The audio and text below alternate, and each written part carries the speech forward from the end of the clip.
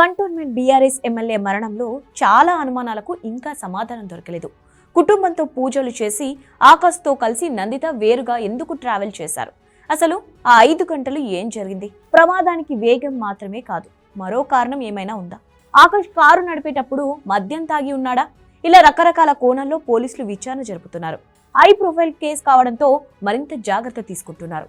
Car నడిపేటప్పుడు driver Akash మద్యం తాగి ఉన్నాడా లేదా అన్న దానిపై పోలీసులు ఆరా తీయబోతున్నారు. దీనికి సంబంధించి ఆకాష్ బ్లడ్ శాంపిల్స్ ను పరీక్షలకు పంపించారు. ఇక అతని ఫోన్ కాల్ డేటా కూడా సేకరిస్తున్నారు. ఏ చిన్న విషయం కూడా మిస్ కాకుండా పోలీసులు పక్కాగా విచారణ జరుపుతున్నారు.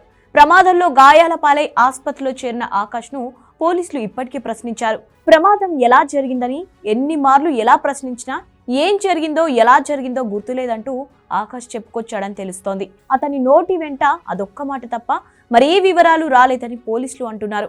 ఇప్పటికే మెజిస్ట్రేట్ ఎదుట ఆకాష్ వాగ్మూలం తీసుకున్న పోలీసులు అన్ని రికార్డ్ చేసి పెట్టి ఉంటారు. అయితే ఆకాష్ బ్లడ్ శాంపిల్స్ లో మద్యం ఆనవాళ్లు ఉన్నాయా లేదా అన్నది క్లారిటీ వచ్చాక ఈ యాక్సిడెంట్ కు సంబంధించి మరింత క్లారిటీ వచ్చే అవకాశం ఉంది.